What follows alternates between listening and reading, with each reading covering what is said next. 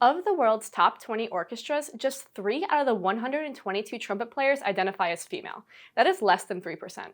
I am going to explore this gender disparity and explain how my research shows that by studying the history of pioneering women trumpet players, we can advocate for a better future for women in trumpet. From an early age, girls who show an interest in studying brass instruments like the trumpet face gender biases and stereotypes. There's a pervasive belief that brass instruments are better suited for men, which is perpetuated by societal norms and historical gender roles. In my career as a trumpet player, I have learned how to become comfortable as the only woman in a room and how to deal with the circumstances which result from this.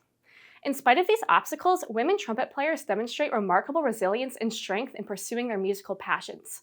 Many of us rely on strong support networks, including fellow musicians, teachers, and mentors. I am currently involved in 2 female brass mentorship organizations, both as a mentor and as mentee. I believe that we can also look to women of the past for the same support. One of the first women cornetists was Alice Raymond. A cornet, which I have here, is basically just a smaller version of a trumpet and was what was most commonly played during Alice's life in the 1800s.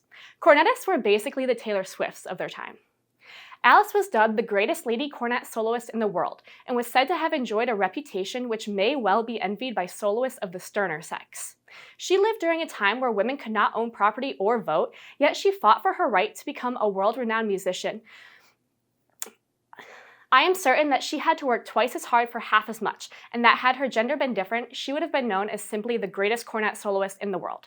My research is focused on telling the stories of women like Alice, because their lives and works deserve to be celebrated. My work is based on primary sources, such as newspapers, articles, and reviews, as well as historical instruments such as this one. Thanks to the Sousa archives here at the U of I have here Barbara Blayford's cornet. Barbara was the first chair cornetist and happens to be the only woman cornetist in the Urbana High School Band in the early 1900s.